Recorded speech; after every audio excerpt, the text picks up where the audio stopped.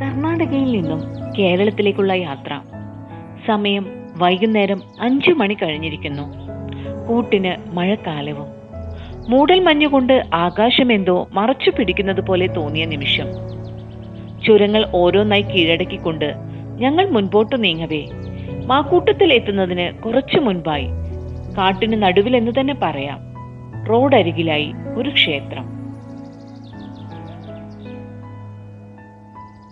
ആഞ്ജനേയ സ്വാമിയുമായി ബന്ധപ്പെട്ട ക്ഷേത്രം. മെതിയടിപ്പാറ ഹനുമാൻ ക്ഷേത്രം. ഒരുപക്ഷെ ഹനുമാൻ പ്രതിഷ്ഠ ഉള്ളതുകൊണ്ടാണോ ചുറ്റും കാവലായി വാനരസേനയും? ഓരോ വാഹനങ്ങളും വന്ന് നിർത്തുമ്പോൾ തങ്ങൾക്കുള്ള ഭക്ഷണപ്പൊതികളുമായി തങ്ങളുടെ ബന്ധുക്കൾ ആരൊക്കെയോ വന്നോ എന്ന് ഉത്കണ്ഠയോടെ നോക്കുന്ന തത്രപ്പാടിലാണവർ. പക്ഷെ എന്തോ ഈ നല്ല തണുത്ത മഴക്കാലത്ത് ആ കുഞ്ഞിനെ മാറോട് ചേർത്തുള്ള ഈ ദൃശ്യം കാണുമ്പോൾ അമ്മ എന്ന പദം മനുഷ്യരിൽ മാത്രമല്ല മൃഗങ്ങളിലും അത്രമേൽ ഉയരത്തിലെന്ന് മനസ്സിലാക്കാം.